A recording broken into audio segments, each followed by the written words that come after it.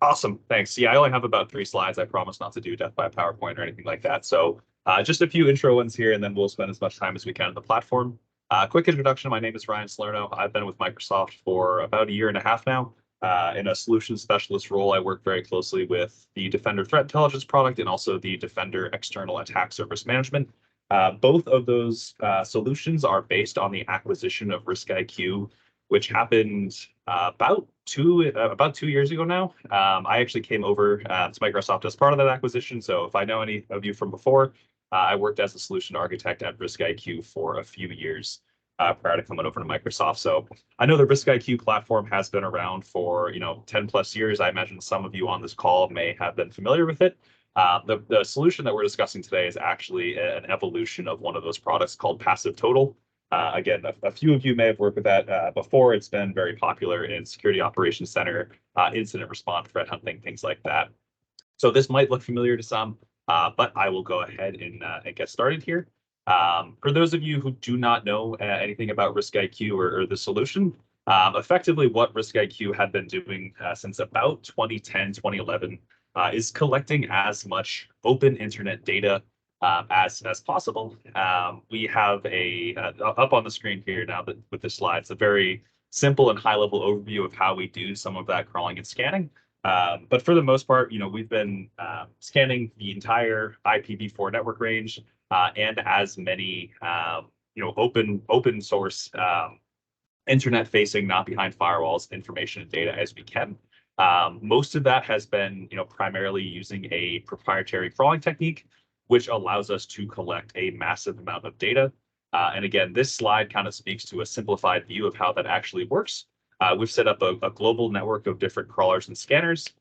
These crawlers have the ability to interact with web pages and web hosts like a real user would, which allows us to collect information all the way up at that layer 7 application level.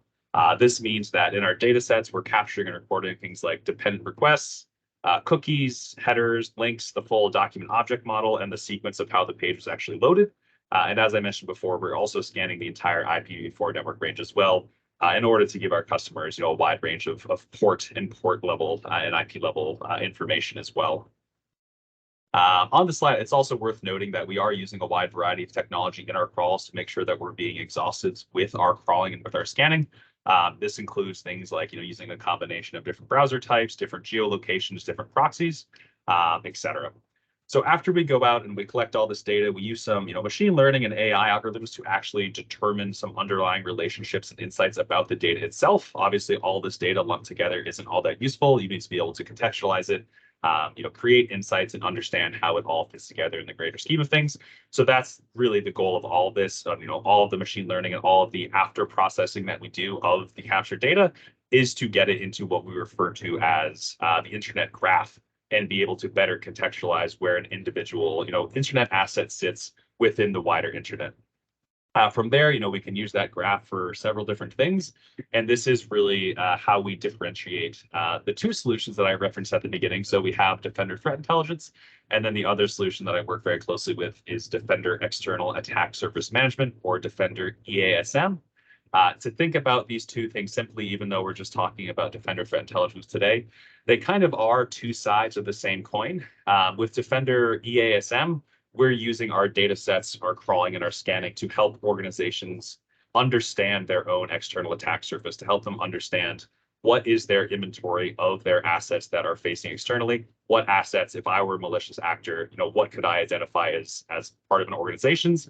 And that's how we're using that data, really to help organizations understand what they look like from the outside. MDTI, so the threat intelligence, on the other hand, the other side of that coin, is really where we're using our data sets in our crawling to help uncover adversaries and understand what the attack surface of our adversaries actually looks like. So instead of doing it for friendly organizations, we're working to actually help map out the bad guys. And this obviously goes a long way with many different types of threat intelligence, threat hunting, threat response, and things like that. So hopefully that's a relatively quick overview of our crawling. Again, the real important note here is that we are able to do it all the way up to layer 7. So we are able to get a lot of actual app data, web application data, header data, things like that as well through our crawl. So our data is very deep, and we certainly have collected quite a bit of it throughout the years.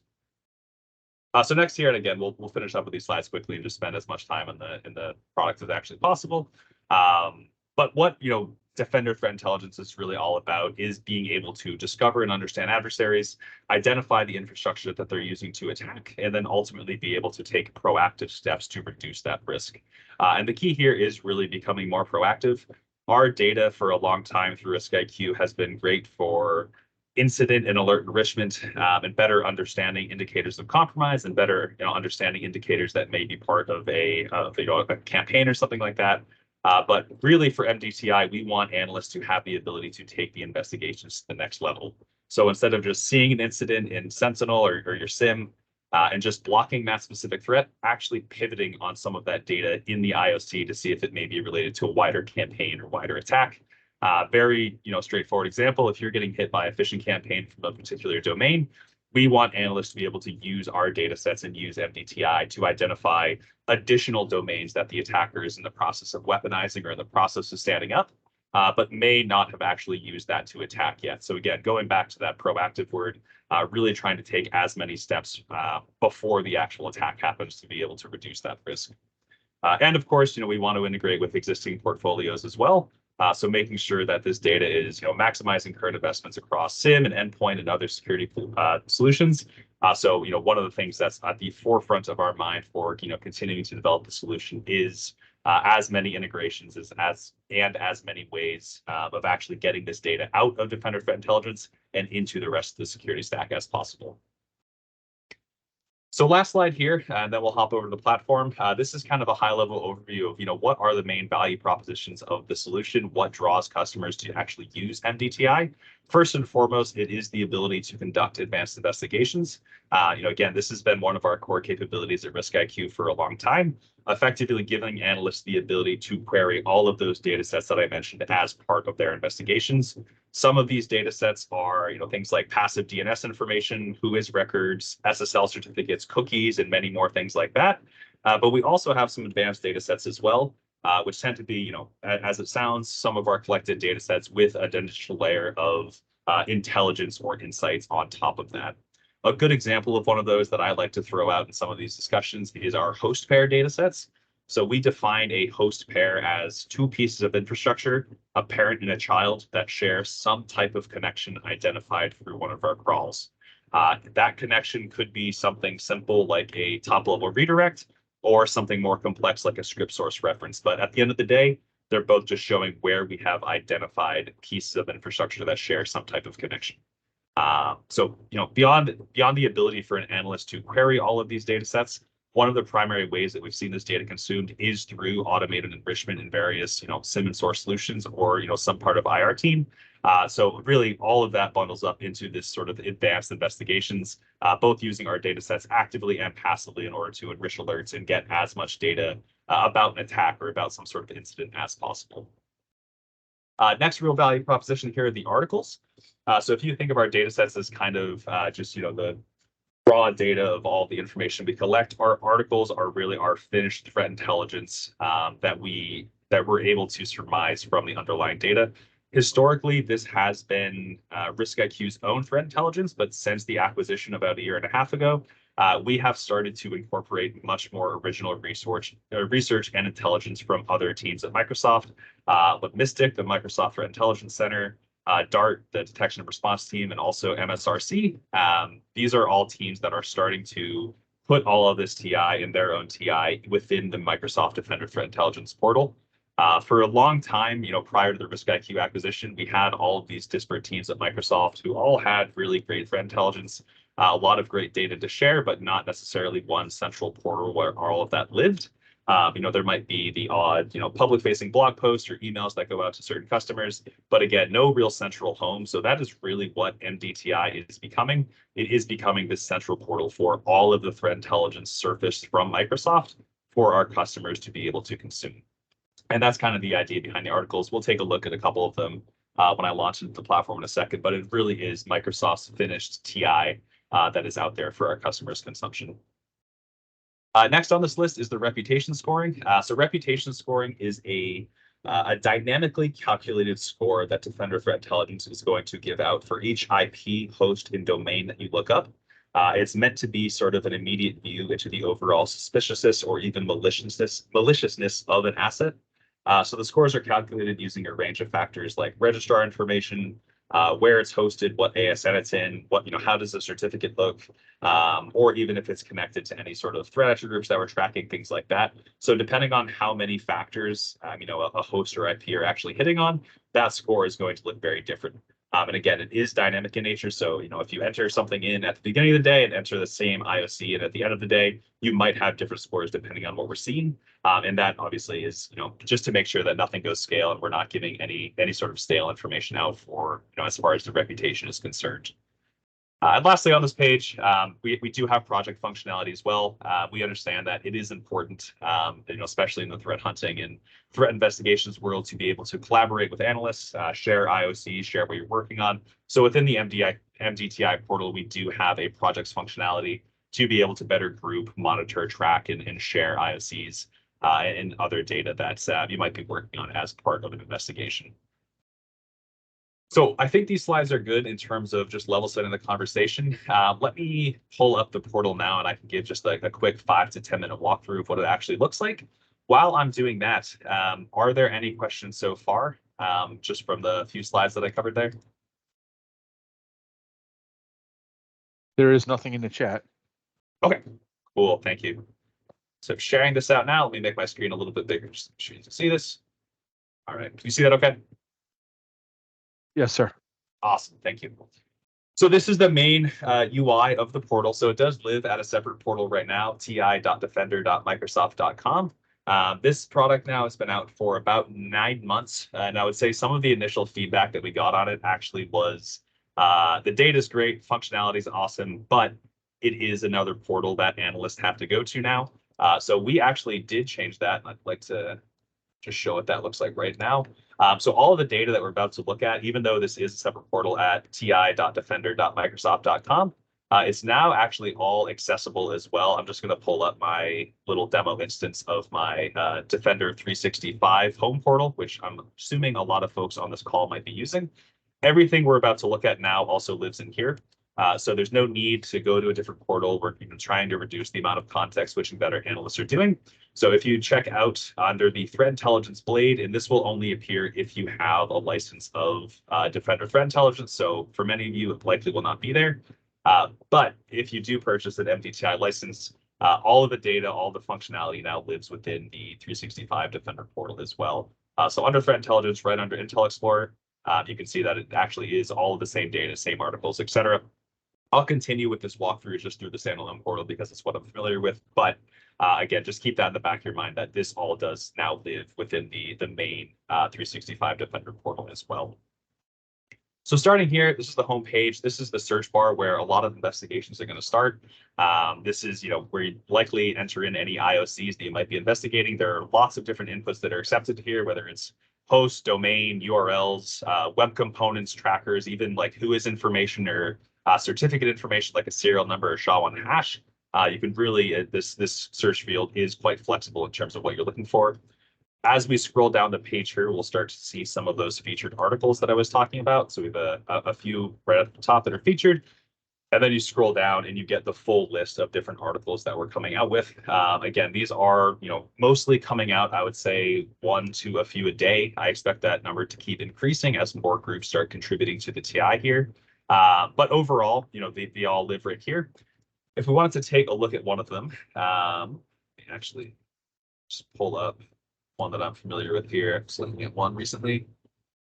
Yes, this Move It vulnerability here. I was working with a few customers the other day on. So this is an example of what one of these threat intelligence articles looks like. These TI articles could be written about a threat actor that we're currently tracking, a campaign that we're seeing, even like this, it's a vulnerability that's being exploited by a threat actor group. All these things, could make it into a TI article in some way. I'm actually going to start in a different way here. Let me just grab an indicator and we can do it through that way. So I actually got this indicator from one of the TI articles that we're talking about. But just to show you kind of a basic walkthrough of investigation, let's say we found this IP in one of our logs or in some type of incident, enter it here, enter it in, and we will get back the search results from that. Almost immediately towards the top of the page, what you're going to see first and foremost is the actual reputation score.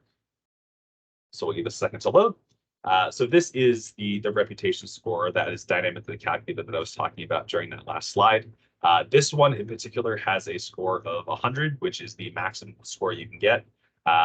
We know that it is, so pretty much whenever an IOC is directly linked to a threat actor group, which this one is, this IP is an IOC for the threat actor group Lace Tempest that Microsoft is tracking. It's going to get a score of 100 automatically. So anytime, obviously, that a threat actor group is using something as part of their infrastructure, that's going to be at 100. If we could, pretend that that wasn't the case for a second, and maybe we just had these two different, score calculators down at the bottom. First, the SSL certificate is self-signed, so that's throwing a little bit of a reputation violation. And then as well, the infrastructure is hosted in an ASN that frequently exhibits suspicious behavior. So if we did know that this was connected to, a campaign or this threat actor group, this might or would likely be a much, much lower score, maybe even just falling into the suspicious category. But how customers use the score is largely up to them. I work with a couple that, just do a classic bucket approach of anything from 0 to 20, we're not going to worry about. 20 to 60, maybe let's, create a ticket so someone could look into it. Anything above 60 that we see in one of our logs, automatically create a ticket and also send it to the incident response team, et cetera. How this score is actually leveraged is widely up to the customers. So let's say for this particular IP, we logged in, we didn't necessarily see that it was connected to Lace Tempest, just for the sake of this example. If I wanted to understand more about this IP and be able to review all of the data sets that we have, we can click this data tab right here. Now, this is going to show all of those data sets that I was talking to you about at the beginning of the presentation that we've been collecting. So if you look down the left side of this page, you'll see our passive DNS information, whois records, SSL certificates, trackers, components, host pairs, etc. So I won't go through all of these because I think a lot of them are self-explanatory. But this is really where, as an analyst, you can really dive deep into the underlying data sets here. All the data that we collect is historical. So we have first and last seen dates. So for instance, it looks like this IP has had some resolutions from seemingly 2 name servers that started to resolve to that IP about middle of April and stopped early May. So it doesn't look like we've seen any DNS or passive DNS activity from this IP since then. But if we look even further back, in March going to early April, it was looks like a different name server was resolving here. So all the underlying data within our data sets typically has a first and last seen date. It's definitely important to look at those and verify that while you're investigating, just to make sure that the data you're looking at is recent. A couple more data sets I can just kind of comb through to just show you some of the power of the DTI solution. So web components is an interesting data set.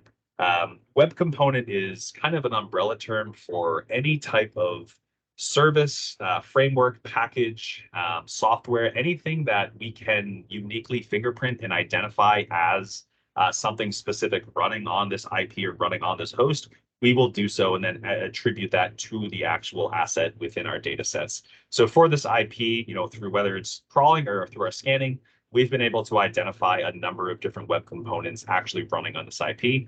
So looking at the first and last seen date, as recently as June 13th, which was yesterday, so this is fairly recent, it looks like this IP is running some version of Windows Remote Desktop, and it's also running Windows as an operating system. Again, combing back through some of this historical data could give us an idea of what this IP has been used for in the past. It looks like throughout the years, again, going all the way back to 2021, it's been advertising some version of SSH and OpenSSH. It was an Apache server for a little bit, things like that. So really being able to go back in time, understanding how an IP or how an IOC has been used historically versus how it's being used now can be very valuable as part of any sort of threat investigation. So that's a lot of the information here on components. Also for IPs, we all are showing our full port scans and the responses and banners that we're getting back. So it looks like for this one, 3389, which is RDP, is filtered. And then we have port 5985 on this one. Looks like we're just getting a HTTP not found. I'm not positive off the top of my head what this port's used for. I think it might be Windows RM, so remote, so some sort of Windows remote machine, I believe. But yeah, again, that could be something to take a look at, just to, again, get a better idea of what this IOC might actually be doing. So that's a lot on the underlying data sets here. Before I continue to another part of the platform, just wanted to pause quickly for questions. And I do see I'm getting a little short on time, so I'll try to wrap this up in the next 5 minutes or so. But any questions before I move on? No, I think the stuff that was in the chat was about a previous conversation. Okay, awesome. Thanks, Steve. Yep. Cool. So moving on, I'll show you a couple more features here, actually sticking with the data sets example. So beyond being able to look up an IOC and understand, what's actually running on it, what services are running on it, you can actually flip that on its head and do the inverse as well, which I find to be very powerful. So instead of, looking at this IP and saying, what services are being offered, we can actually query for, let's query for a service and see what IPs or what hosts are actually running on that.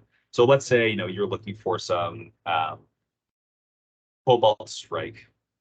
So I'll enter Cobalt Strike. I'm looking for a component now. And if we flip to components on IPs in the data, we're now looking at a list of the 23,000 IPs where RiskIQ and Microsoft has observed Cobalt Strike running. So again, it's up to individual customers how they want to actually utilize this data. There are a lot of different ways that someone could take advantage of this. The very obvious is, if we identify an IP that's running some version of Cobalt Strike, maybe we don't want our organization communicating with that IP, or at the very least, we want some type of log fired if someone within our network actually communicates with this IP running Cobalt Strike. Obviously, Cobalt Strike has a lot of valid use cases on, pen testing and red team. So maybe you don't want to, outwardly block everything that has it. We take a look at a little bit more niche C2 framework here. We can look at Posh C2, which I assume would be a much smaller list. Yeah, it looks like only 525 IPs. And again, looking at the recency here, I see some June 8th, June 9th. It looks like these maybe 6 are the most recent ones we've actually seen running Posh C2. So again, if you're, part of your organization, if you know that nothing that's running Posh C2 should ever be communicating with anything that's part of your network, there's no valid reasons why your security teams would be using Posh C2, et cetera. Being able to query our data sets and immediately locate where around the open internet is this service or is this framework being used can be very, very powerful. Again, going back to some of that proactive reduction of risk. A couple more things just to wrap up, and then I will pause and ask for any questions. We also have Intel profiles now. So this is actually in public preview. This was released into public preview at the end of March at our secure event. So this is fairly new. Effectively, similar to some of what I was talking to you about from the DI, or sorry, the TI from the Discord groups at Microsoft. Microsoft as a whole has been tracking many threat actor groups, whether that's nation state threat actor groups or hacktivists, for a very long time, but again, just never really surfacing that to our customers. Now that we have this Defender Threat Intelligence portal where we're surfacing all of our TI, we are starting to expose a lot of the work we're doing around tracking these threat actor groups. So they're all using the new naming convention that Microsoft recently announced as well. But for each one of these, if you go to the Intel profile section of MDTI, you'll be able to read a full breakdown of the information that Microsoft has on them. So that's going to be a description of the group, who are they targeting, where are they from, what sort of country region, is this a hacktivist group, nation state actor, who are they targeting? We'll also do a full TTP breakdown. These sections I've been very impressed by as a practitioner myself, just with the amount of depth we're actually going into. So primary methods of attack, primary ways that we see these threat actor groups actually being successful. We'll typically dump a very good amount of actual evidence, logs, et cetera, and to be able to support your investigations into these groups. And then we're also mapping a lot of their TTPs to MITRE attack techniques as well, in case your organization is leveraging MITRE. And then lastly, as part of these Intel profiles, we also do have the full indicators as well. So any indicators that these threat actor groups have been observed to use, a lot of these are in the form of SHA-256 hashes. We will put these in this indicator section as well, for your use for, again, investigating any of these things on your side. Again, if any of these indicators tend to show up in any of your logs, or we are able to identify those, these will all get a malicious score of 100. Just going back to that same point that anything related to any of these strategy groups you're tracking is going to automatically take that 100 reputation score of malicious. I think that's everything actually in the portal I wanted to show you. The last thing that I'll mention, these two things are again things that came out of the secure event in March. We now do have a data connector into Sentinel. We didn't for a long time, so we have a connector into Sentinel now, or just a connector for however you want to use that, as well as public-facing APIs that are using the same graph APIs that a lot of Microsoft solutions use. So being able to get the data out of threat intelligence or the Defender threat intelligence product and into Sentinel or any other security solution is now possible. So if there's interest in seeing some of this data around there, please feel free to let me know. But we do now have APIs and a connector, which is a really great step and something I'm very happy to see. So I'll finish up there. I know I only have about 5 minutes left, and I certainly want to make sure that we have time for any questions. So I'll go ahead and pause there and stop sharing my screen. Any questions that I can answer from the audience today? We have a very shy group of people today. No worries at all. I'll take that as it was so good that no questions remain. Oh, we got Looks like somebody. we got one from Adam. You can So come I off may have mute there. missed it, but is there currently the capacity to use this threat intelligence feed as part of custom detection rules within 365 Defender? Within 365 Defender,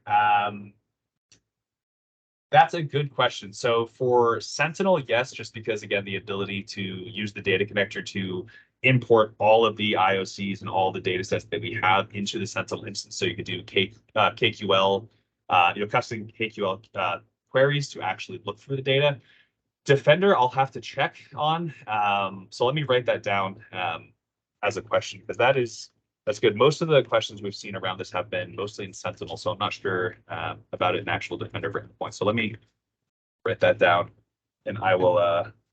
Oh, good. I was going to say, Ryan, is there any license or subscription that's needed to ingest that data into Sentinel?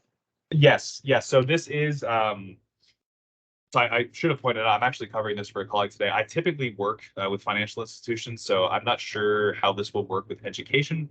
This is out, at least in the FSI world, this is outside of the E5 agreement. So this is something additional. So no, but by default, this isn't going to be something that's enabled within Sentinel. This is a license-based model. So effectively, one license equals one seat or one analyst to be able to use the MDTI data sets. At 6 seats, all of the APIs come free. So there's a lot of potential there for getting a lot of the data in an automated fashion. But no, this is something that is in addition to a potential EA or E5 agreement with Microsoft. Perfect. Thank you. Yeah, absolutely. Okay, cool. And Adam, I'll either follow up myself or have one of my colleagues follow up on your question. That is a good question. I'll get to the bottom of that. Okay, thank you.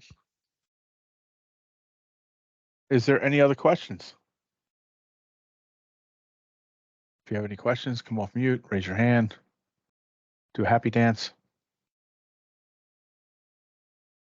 And if not, then I'm going to stop the recording. And the recording is stopped.